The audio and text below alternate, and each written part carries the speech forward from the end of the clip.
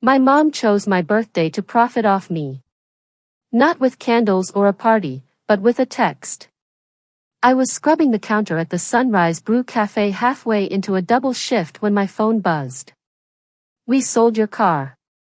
Family comes first. Be grateful we let you live here. That was all. No happy birthday, no emoji, just my independence erased in a single message. I'm Lauren. I'm 22. And that car was the only thing I'd earned through 2 years of early mornings and late nights. My hands were still tacky from spilled syrup when another text popped up. Your brother's starting college. You'll cover his first semester. $6,000. It's due this week. Like I was an ATM with a heartbeat. I stared at the screen, my chest on fire. Then I typed one word back. No. A second later, my phone lit up with a call. I answered and it was pure yelling. Pack you're dead to us. You don't get to say no after everything we've done for you. The line went dead. And for a moment, the Sunrise Brew Cafe noise around me just disappeared. On my birthday, my car was gone.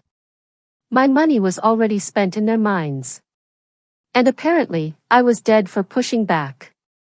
When my shift ended, there was no car waiting in the lot, just bare asphalt and the truth that they'd really done it. I walked home replaying every time I fixed the Wi-Fi, set up their online banking, paid a bill just this once. If I was that disposable, that easy to cut off, then so were all the small ways I'd been keeping their lives together. I walked into that house for what I already knew was the last time as their built-in tech support and financial backup. I walked out with 2 bags and one decision. I was leaving more than my bedroom behind. I left something running in that house they didn't notice that night.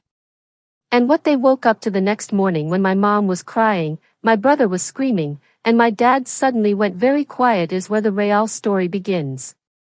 When I stepped through the front door that night, I already knew the answer, but I asked anyway. Did you really sell my car? My mom was at the kitchen counter scrolling her phone like nothing happened. She didn't even look up when she said, "We did what we had to do.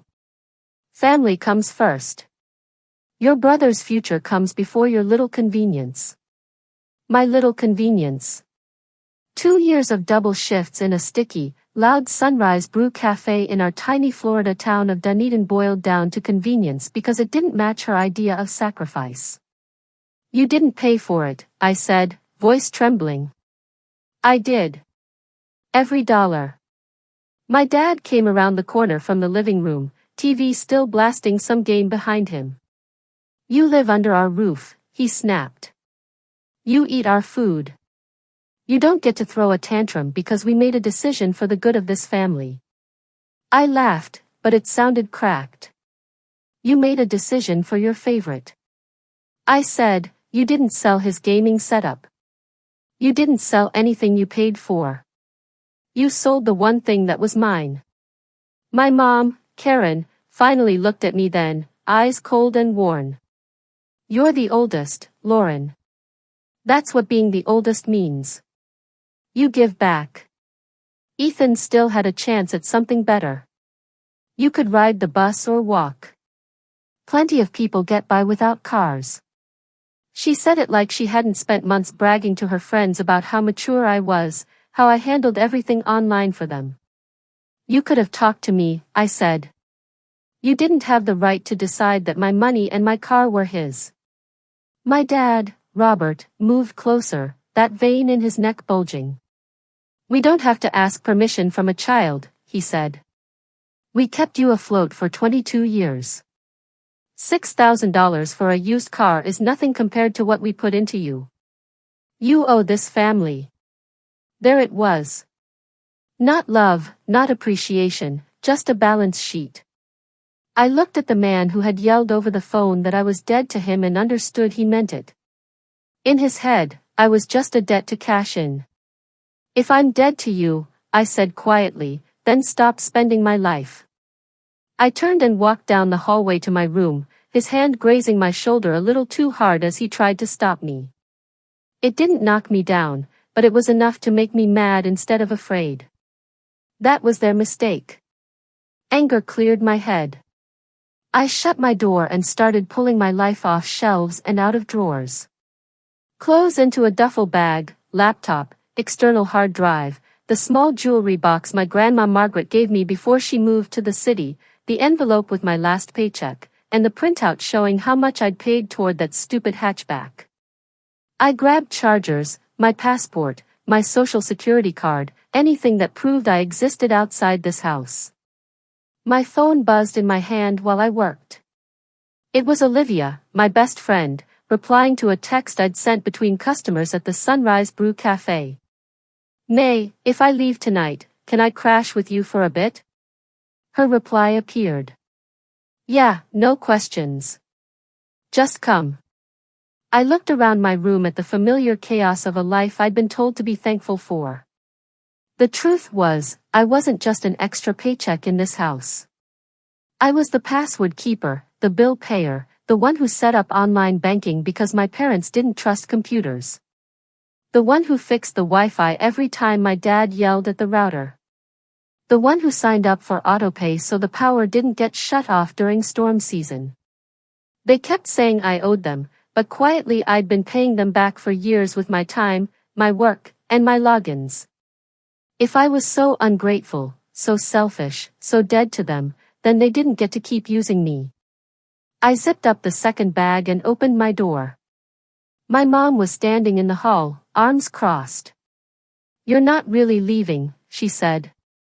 "You're being dramatic. You'll calm down and apologize." My dad stood behind her, blocking the way like a bouncer.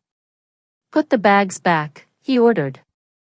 "You're not walking out to punish us because we did what parents do." I looked from one to the other, locking in the way they watched me like I was some issue they needed to control. "I'm not punishing you," I said. "I'm just finally believing you."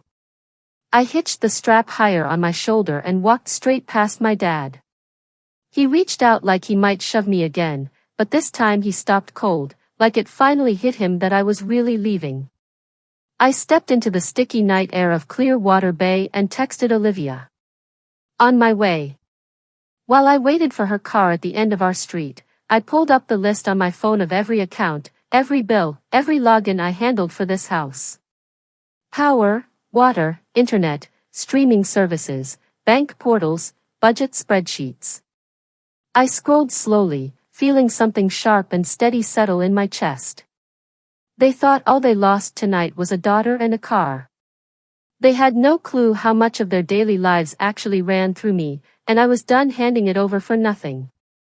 Olivia's apartment smelled like reheated takeout and cheap vanilla candles.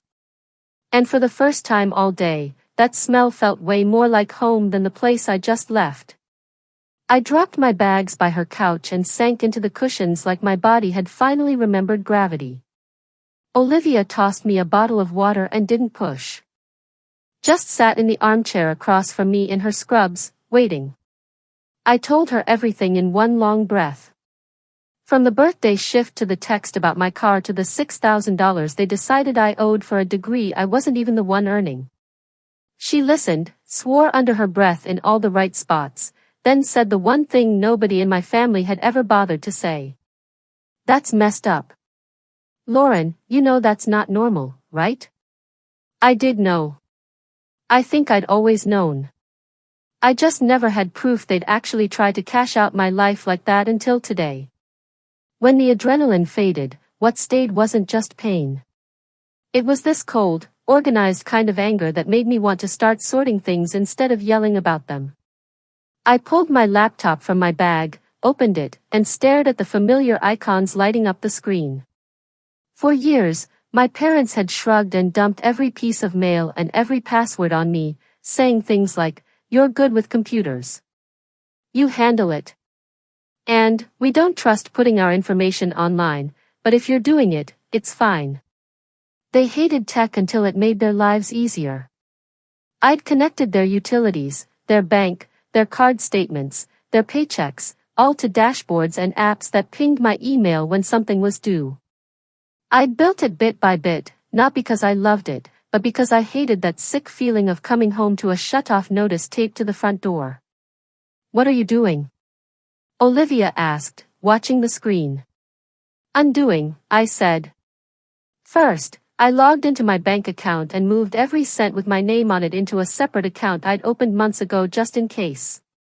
My tips, my wages, the cash I'd set aside for that hatchback, all of it had been running through a shared account I stupidly agreed to because my mom said it was simpler for bills. Simpler for her? Yeah. Not anymore.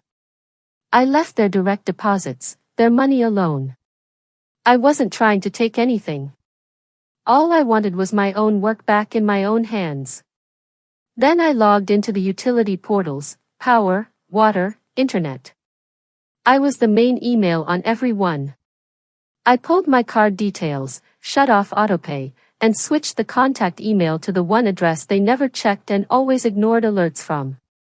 They would still get paper mail. They would still be able to sign in if they bothered to reset their passwords. But I wasn't going to be the one catching every late notice for them anymore. It felt less like sabotage and more like finally setting down a box I'd been forced to carry solo. Snorts, Olivia watched all of it with lifted brows. "You're sure this isn't going to come back on you?" she asked. "I'm not touching anything that's theirs," I said. "I'm just removing myself. If I'm dead to them, they don't get to keep using my spine as their backbone." I paused for a beat, then opened a folder buried deeper in my files. The one tagged with the dull, harmless name I'd given it months earlier. Home Flow. It began as a class project from an online coding course. Something that tracked spending by category and kicked out clean little charts showing where the money went each month. Groceries, gas, medical bills, random junk you don't need, which was the label because it made me laugh. When my parents realized it could lay everything out in one place, they got hyped about it. My mom loved pointing to the pie charts and saying, "See, we're responsible. We're making sacrifices." She never cared that I tracked their numbers as long as the story the app told made her look good. The thing is, numbers don't care about stories. They just pile up and wait for someone to look at them straight. I'd link their credit cards, their bank statements, even the transaction history from the card they used for my brother's enrollment fees. All of it had been quietly feeding into Home Flow.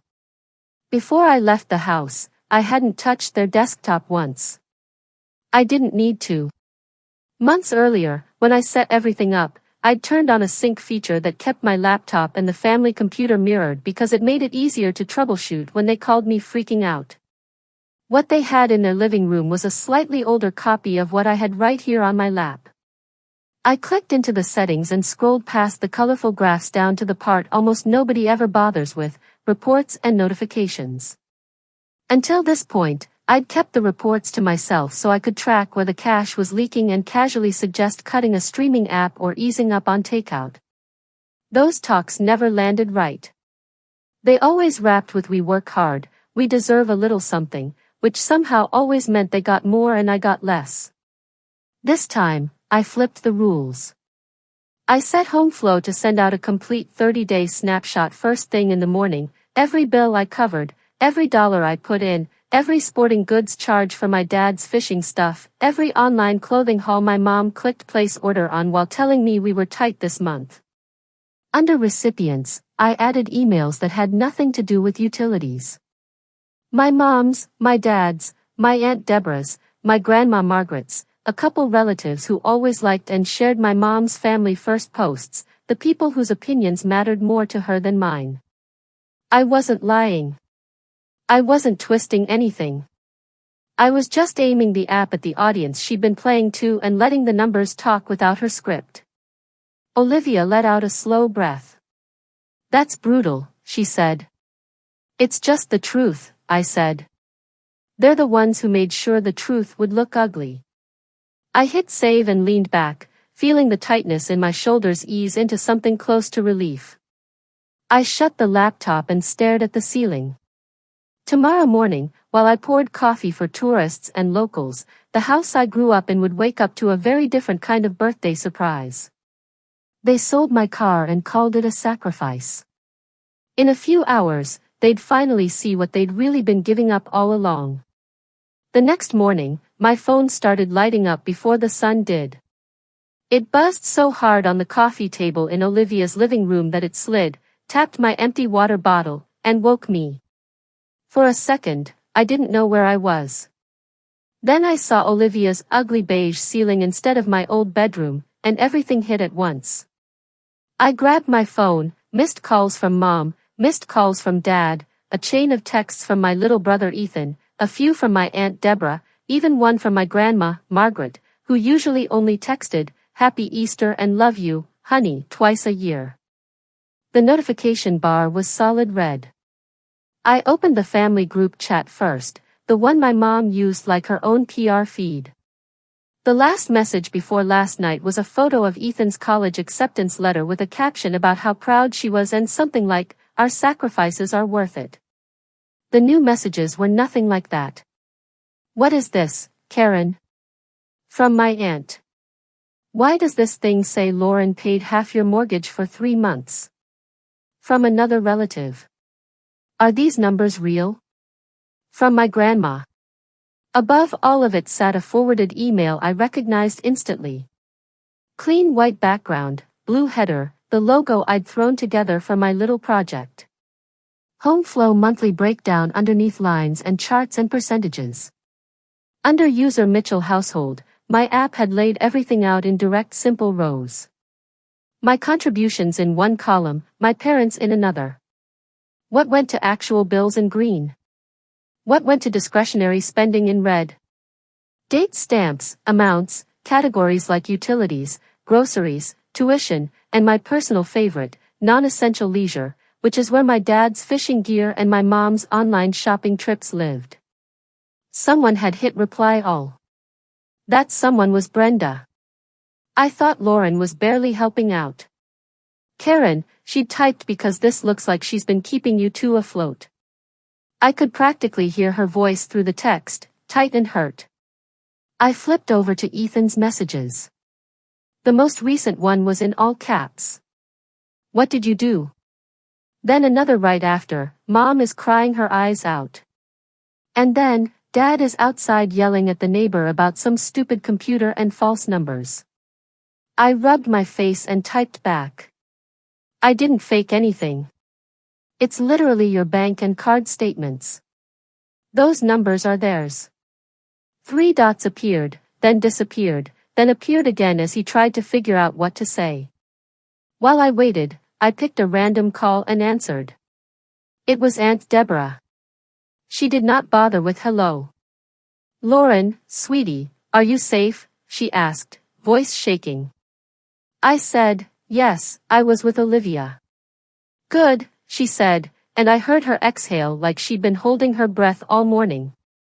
Then her tone changed, sharper.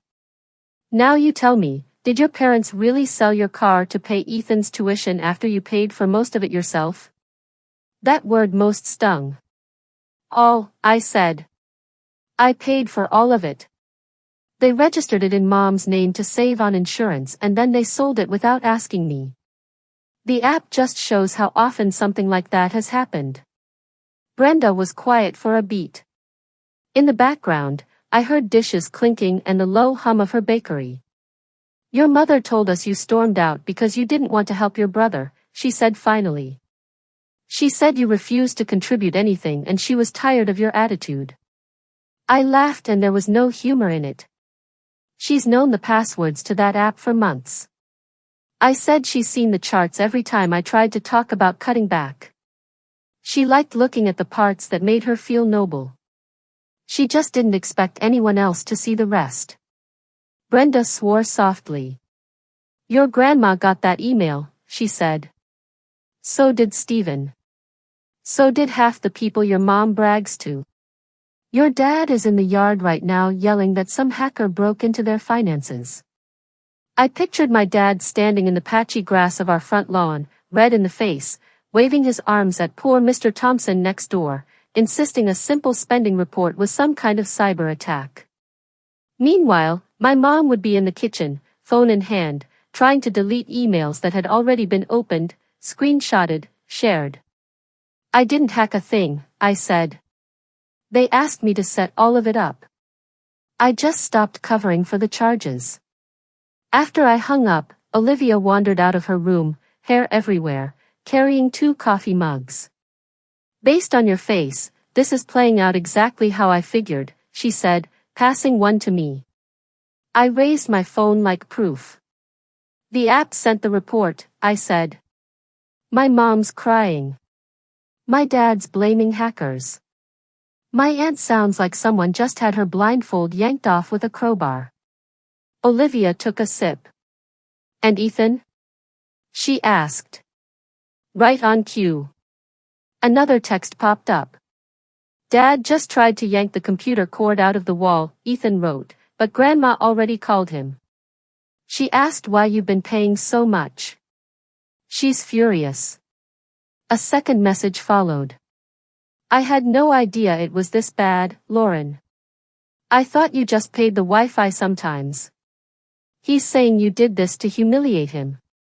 I typed back, I did this so people would stop believing his version of things. I'm not asking anyone to take sides. I'm just done taking all the blame. 3 dots showed up again.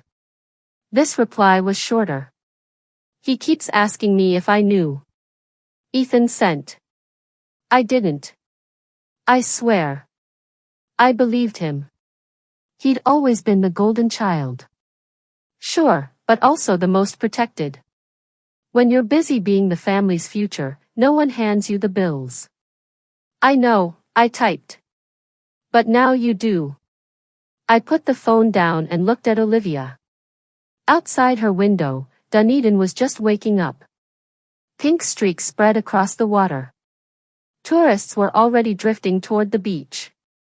Somewhere across town, in a house I'd walked out of less than 12 hours earlier, my parents were scrambling, spinning, trying to shove the lid back on a truth they'd spent years hiding behind the words, family comes first.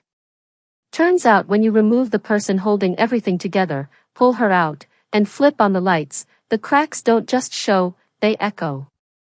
And this was only the first morning. By the time my shift ended that afternoon, my phone looked like it had survived a war. The family chat wasn't just confused questions anymore. It was full-on damage control. My mom was firing off messages about misleading data and Lauren twisting things, trying to force the numbers back into a story where she was the martyr again. But now there were screenshots, circled totals, highlighted lines showing my name and my card next to mortgage payments, utility bills, and Ethan's enrollment fee. My Aunt Deborah dropped the politeness. Karen, it literally shows Lauren's card number, she wrote. That's not helping a little with Wi-Fi. That's paying your electricity. One of my cousins, who never spoke in the chat, finally jumped in with, wait, you told us you were covering everything yourselves. We offered to help and you said no. My mom rattled on about pride and not wanting to burden anyone. My dad, of course, sent a voice message instead of typing. His tone was sharp and heated as he argued that the app never shows the whole picture and that Lauren was ignoring all the help we gave her. I didn't bother replaying it. Same speech, different day. We fed you. We dressed you. We kept a roof over you. So every sacrifice you make now is just repayment with interest. I was stuck in the cramped staff break room at the Sunrise Brew Cafe, staring at the non-stop messages when Ethan stepped inside. For a moment, my brain stalled. Seeing him there in his worn hoodie and backward cap, somehow looking smaller than I remembered, even though he was technically taller than me now, felt out of place in a room that had always been mine. Hey, he said, lingering in the doorway like he wasn't sure he was welcome. Olivia told me what shift you were on. I biked. I checked the clock. You biked all the way from the house? I asked. He shrugged. Dad took the truck, he said. Mom's car is stuck because Steven parked behind us when he came by yelling. He, snorts, tried to laugh it off, but his eyes were red like he'd been crying or shouting or both. I gestured for him to sit. So I said, "You saw the email." He let out a short, bitter laugh. "Saw it?" he said. "Grandma printed it. She held it up to Dad on FaceTime and asked why his daughter was paying his mortgage while he told everyone she was selfish." I blinked. The image of my tiny grandma holding a stack of papers up to a screen like courtroom evidence almost made me smile. "How did he react?" I asked. "Badly. Ethan said he smashed his coffee mug in the sink. Then he told Grandma you were messing with the numbers. She told him numbers can't be twisted if they come straight from his bank and told him to stop insulting her intelligence." For the first time, I felt a small rush of validation that wasn't about revenge at all, just about knowing I wasn't crazy. "What about Mom?" I asked. He stared at his hands. "She's been crying all day," he said, calling everyone, trying to explain, but nobody's buying it. "Aunt Deborah showed up and asked her straight up why she never mentioned how much you were paying, why she told everyone you were just freeloading." He swallowed. "Mom said you pushed to pay extra, that you wouldn't take no for an answer." I almost choked. "Yeah, because I didn't want the power shut off," I said. "I didn't want you waking up in a house with no AC in August because they forgot to mail a check." "I know," Ethan said fast. "I get it now." He tugged at a loose thread on his sleeve. "They keep asking me if I knew. Grandma asked if I saw you paying online." I didn't know what to say. "I'm not blind, Lauren. They never explained anything to me. They only said everyone was having a hard time and that I didn't really get how expensive life was." The irony of being framed as the one clueless about money, when I was the person tracking every single dollar moving through their accounts, hit me hard. "Do you want to know the part that really made Grandma mad?" Ethan asked. He took out his phone, scrolled, and showed it to me. It was a screenshot with one line highlighted in yellow. It wasn't the mortgage or the electric bill. It was a string of charges from a sporting goods store and an online clothing site, stacked one after another just days after I'd paid their overdue notice on the power bill. Right beside it, in the report notes, Home Flow had flagged discretionary spending increased 40% this week after essential bills paid by secondary user. My app didn't judge. It only logged behavior, but for someone like Grandma, seeing after essential bills paid by secondary user next to a shopping spree had clearly struck a nerve. She asked. "Dad, so, you had money for fishing poles and new purses, but not for your own light bill?" Ethan said softly. He had no response. I leaned back and let it settle. For years, I'd been gaslit into believing I was overreacting, that maybe I was dramatic for feeling taken advantage of. Seeing it written out so plainly, for people they actually respected, made me feel for once like I wasn't alone in a fun house of twisted mirrors. "What do you want, Ethan?" I asked at last, like actually want, not what they want you to say. He shifted, then blurted, "I don't want to go to Gulf Coast State College for business." He wouldn't meet my eyes. I told them that in the car once. Dad turned the radio up and said, "You'll thank me later." Mom cried and said we were all sacrificing so I could have a real chance. He finally looked up, and he just looked exhausted. "I like drawing. I like designing things.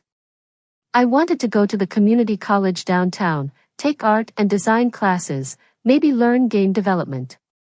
But every time I mentioned it, they said, we're not wasting money on some hobby. Business is stable." I let that sit there. The same way that had sold my car for his future while buying themselves toys and calling it stress relief. "So, right now," I said slowly, "they're trying to guilt me over $6,000 for a degree you're not even sure you want with money I already gave them in rent and bills." Ethan winced. "Yeah," he said. "When you say it like that, it sounds honest." I said. He let out a short laugh. "Look," he said, leaning in, urgency all over his face. I didn't come here to ask you to fix it. I swear. I just needed you to know I'm not okay with what they did. To you or to me. Dad told me this morning that if I don't back him up when he talks to Grandma, he'll cut me off, too. I think he expected that to scare me into line. Did it? I asked. He shook his head slowly. Honestly, I'd rather sort things out myself than keep being the excuse they use to walk all over you. He said, if I'm going to college, I want it to be because I chose it. If I'm not, then I'm not. But I'm done being the shield they hide behind while they hurt you. Hearing that loosened something tight in my chest. I hadn't realized how much of my anger was knotted up with guilt for resenting him over advantages he never even asked for. I don't want you to feel like you have to choose between me or them, I said. I just needed someone else to recognize it for what it really was. Too late, Ethan said. Grandma already sees it. Aunt Deborah sees it. Half the family sees it now. Mom keeps saying you betrayed us, but it feels more like you just stopped covering for them. He stood, sliding his phone back into his pocket. I'm going to crash at a friend's place for a few days, he added. I told them if Dad asks where I am, he can check the report and see which card I used for gas. You know, since he loves numbers so much now. The corner of his mouth twitched. For the first time since all this chaos started, I actually laughed. It was brief and a little bitter, but it was real. As he walked out of the Sunrise Brew Cafe, I watched him unlock his bike and ride off, away from our parents' house. He didn't turn around. Neither did I. The thing about taking off a mask is you can't put it back on and expect people to pretend they never saw what was underneath. My parents could call it betrayal. They could rant about hackers and twist their version until they were hoarse. But the numbers weren't disappearing. And now that other people finally saw them, I wasn't the only one left to decide what to do with that truth. 2 days later, the whole town of Dunedin seemed to know something was off with the Mitchell household, and I hadn't gone anywhere near that street. I didn't need to. My phone gave me a front row seat. It started with a Facebook post from my dad that Olivia showed me during her lunch break. He'd, snorts, written one of those long, rant-filled paragraphs older people think counts as a private conversation, except he posted it publicly. Kids these days don't understand sacrifice. It started. We put a roof over our daughter's head for 22 years, and the second we ask her to help her brother, she turns on us and tries to make us look like monsters.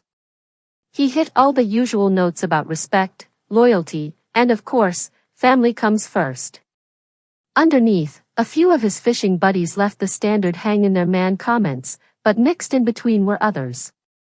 It's not right to sell her car if she paid for it, Robert. One neighbor wrote, if those numbers in that email are true, sounds like she's been helping a lot. Another added, someone else just commented with a screenshot of the HomeFlow logo and the subject line of the report. No words, like they didn't need to say the quiet part out loud anymore. I was cleaning off a table when Ethan's name popped up on my phone again. This time it was a video. No explanation, just a shaky clip that jumped in mid-argument. My dad's voice blasted through the tiny speakers. You're going to march over to your grandmother's and tell her that email was exaggerated, he yelled. You're going to tell her your sister twisted things. The camera dipped and I saw part of the living room, curtains half drawn, the coffee table buried under printed papers and empty mugs. My mom sat on the couch gripping her phone and a tissue, eyes swollen, mascara streaked. Robert, stop, she said, her voice thin. This isn't helping. I'm protecting my family, he snapped. I'm not letting some ungrateful kid trash my reputation over a pile of online charts. Ethan must have forgotten he was filming because the view lurched as he stood. It's not just charts, he said, voice shaking but loud. It's your real spending, your account, your name. How can you be mad at her for letting people see the truth? My dad moved fast for a man who always complained about his back. He got right in Ethan's face, so close that even through the grainy video I could see his neck turn red. "You watch your mouth," he growled. "You think you're a man now? You think you can talk to me like that because your sister ran off and stirred up drama?" Ethan answered with something I couldn't fully hear, but I caught the word car and the phrase "wasn't yours to sell." That's when my dad shoved him. It wasn't a punch, but a hard open-handed push to the chest, enough to send Ethan stumbling back into the edge of the coffee table. The phone jolted. The image tilted, and I heard my mom scream, "Robert," followed by furniture scraping across the hardwood. Then another voice cut through, one that made the hair on my arms rise. "What is wrong with you?" Aunt Deborah shouted. The video steadied just enough to show her in the doorway, flowers still dusting her shirt like she'd come straight from the bakery. Behind her, Uncle Stephen's broad frame filled the hall. He looked like he wanted to be anywhere else but there. But he stayed put. "He disrespected me," my dad barked. "He's been poisoned by his sister. Both of them have. She turned everyone against us." Brenda stepped between him and Ethan, who was rubbing his shoulder, acting like the shove hadn't shaken him. "No," she said, with a final tone I'd never heard from her before. "Lauren didn't turn anyone against you. You did that when you took her money, sold her car, lied about it, and then yelled at her for refusing to bankroll a college plan you forced on her brother. These reports didn't attack you. They just stopped hiding what you were already doing." My mom cried harder. "Brenda, please," she said, reaching out. "You know how hard we've pushed. You know how much we've gone through. You have no idea what kind of pressure we're dealing with." Brenda pulled away from her. "I get it perfectly," she said. "What I also get is that when I offered support, you claimed everything was handled and said Lauren barely helped at all. You let us believe that. You let your own mom think she was being selfish." Right on cue, my grandma's name flashed in a separate message on my phone. "He snorts," grabbed Ethan. She wrote, "I caught the last part when Brenda called me. I'm done covering for him." I sat there watching the rest of the clip, frozen. Stephen finally moved forward, not to back my dad like always, but to stand beside Brenda. "You need to chill, man," he said, "putting your hands on your kid because you're humiliated isn't okay." My dad snapped at him, his voice rough. "You too?" he demanded. "You're really taking their side?" Stephen held his palms out. "I'm taking the side of not laying hands on your own son in front of half the family," he said. "And I'm taking the side of numbers. Those don't lie." The video ended there, but the messages didn't stop. Mr. Thompson, the neighbor, posted in the local group asking if anyone could help the Mitchell family log into their online accounts since they were clearly struggling with their computer. It was phrased politely, but everyone here knows how to read between the lines. In a town like Dunedin, the fastest thing to lose isn't cash, it's your name. And my parents had just lost a lot of it. Back at Olivia's place, we watched the social feeds fall apart like a slow-motion wreck. Snorts. At first people asked soft questions, then tougher ones as more screenshots and secondhand stories surfaced. My dad replied to a couple comments, claiming the app was unfair and didn't show how much emotional support he'd given us. Someone shot back, "You can't pay the electric bill with emotional credit, Robert." Olivia burst out laughing at that, then quickly covered her mouth. "Sorry," she said. "I know it's your family. It's just, they really thought no one would ever call them out, didn't they?" I stared at my screen, feeling sick and satisfied at the same time. "They built everything on the belief that no one would ever see the proof," I said. "They thought being family meant they could do whatever they wanted and we'd keep smiling for photos." That night, Ethan sent one last message. "Staying with a friend for a few days," he wrote. "Grandma offered to pick me up, but I told her to wait." I don't want her caught in the middle. A few minutes later, he added, Dad said if I leave, I'm choosing you over them. I told him I'm choosing not to get shoved again because he can't deal with being wrong.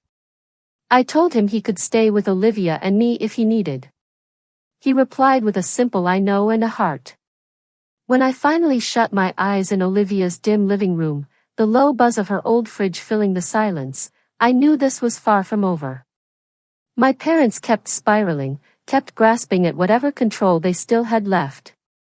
They still hadn't figured out exactly how that plain little program on their computer had exposed them to the entire family. They thought they were only dealing with one bad email.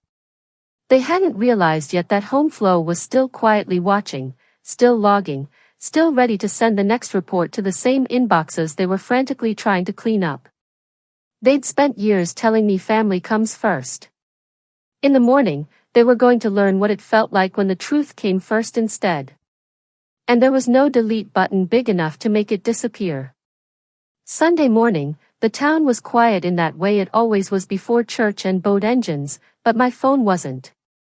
I was in the back of the Sunrise Brew Cafe restocking cups when it started buzzing non-stop again. I glanced at the clock. 8 a.m. Right on schedule. Home's second report had just gone out. The first one had detonated inside the family. This one went wider. Last night after Olivia went to bed, I'd sat on her couch and adjusted one small setting. Recipients, same list. Frequency weekly. Additional summary include any new late fees, overdrafts, or past due notices since the last report. I didn't add any commentary.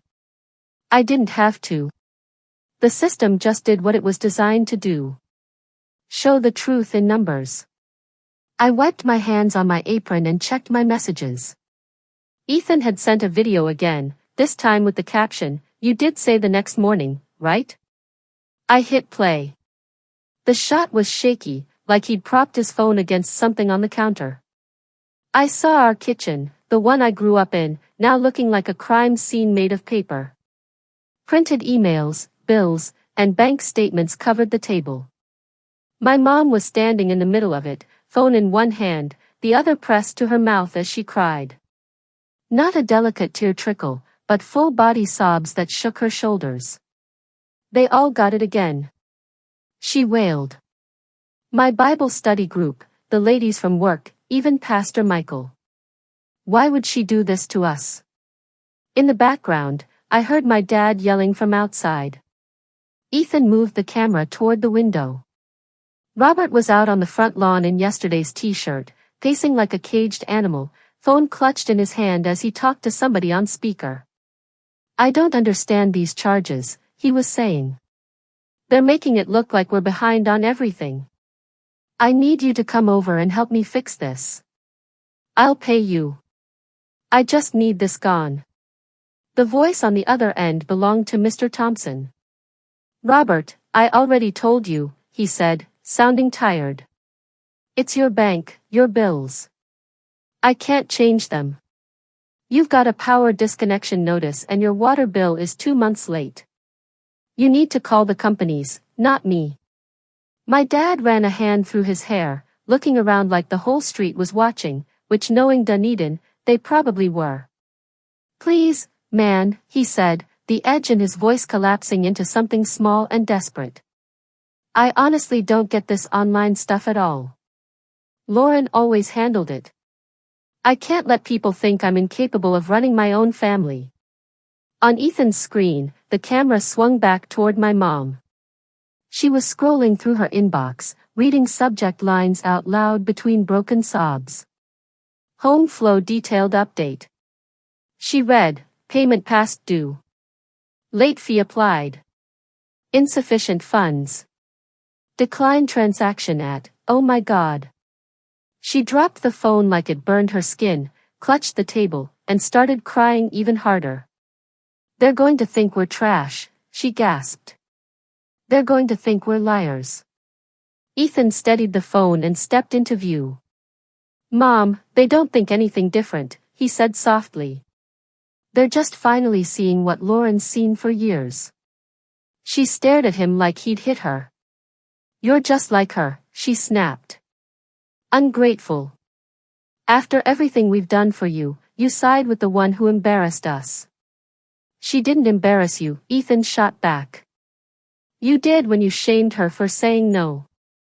You sold her car on her birthday and called it family." Another alert popped up on my phone. An email from Grandma Margaret, CC'd to me, my parents, and Aunt Deborah. "I have seen enough," she wrote. "I will not be sending any more money to cover your bills while you buy non-essentials and punish Lauren for telling the truth. This is financial abuse, Karen. I raised you better." The words sat there in plain black text. Abuse. Not confusion. Not a hard time. Abuse. I watched my mom reread it on Ethan's screen. She sank into a chair like her legs had quit, fresh tears spilling. "She's cutting us off," she whispered. "My own mother is cutting us off because of you." My dad stormed back inside, slamming the door so hard papers slid to the floor. "Good," snorts, he muttered. "We don't need her. We don't need any of them. We'll handle this ourselves." But his hands shook as he grabbed the bills, and he flinched at the red past due stamps stacked in the summary. Ethan ended the video and sent me one last text. "I'm done. I told them I'm taking a gap year, getting a job, and if I go to school, I'm paying for it myself." Mom screamed. Dad said I was ruining my future, but at least now it's my choice to ruin, not theirs to sell. After my shift, Ethan stopped by the Sunrise Brew Cafe again. We sat in our usual back corner, 2 iced coffees sweating between us. Grandma offered to let me stay with her. He said she told him she'd help me figure out community college or online classes if that's what I want. She also said she's proud of you. She just wishes you didn't have to blow everything up to be heard. I shrugged, feeling something finally settle. "I didn't blow it up," I said. I finally stopped pretending it was fine for their sake. I wasn't going back to that place. Even if they said sorry, even if they tried to smooth it over, I understood exactly who I was to them when they thought no one was watching. A tool, a living passcode, a wallet with emotions they never made room for. Olivia said she'd add my name to the lease when it renewed. The Sunrise Brew Cafe supervisor hinted there might be a promotion. My coding course emailed me about an internship with a nearby software firm looking for someone who understood real-world uses of financial tools. For the first time in forever, my life wasn't shaped around bracing for the next emergency my parents would dump on me. It was shaped around decisions I could actually choose. This is what I learned, standing in the ruins of who they pretended to be and the start of my real adulthood. Family comes first. Only matters if family includes you. When someone uses that line to justify draining your savings, selling your property, or guilt-tripping you into fixing messes they caused, that isn't love. That's control. You don't owe anyone your car, your paycheck, your mental health, or your talents just because you share a last name. You owe yourself a life where your boundaries mean something and your no is respected. My parents wanted me to feel thankful for a roof they Michael-gold over me like a warning. I'm thankful now for something completely different. A locked front door I pay for, a Wi-Fi bill with my name on it, and a bank account they can't reach. They taught me how Michael-elgerous it is to let people treat your sacrifices like they're right. My revenge was simple. I stopped letting them fake it.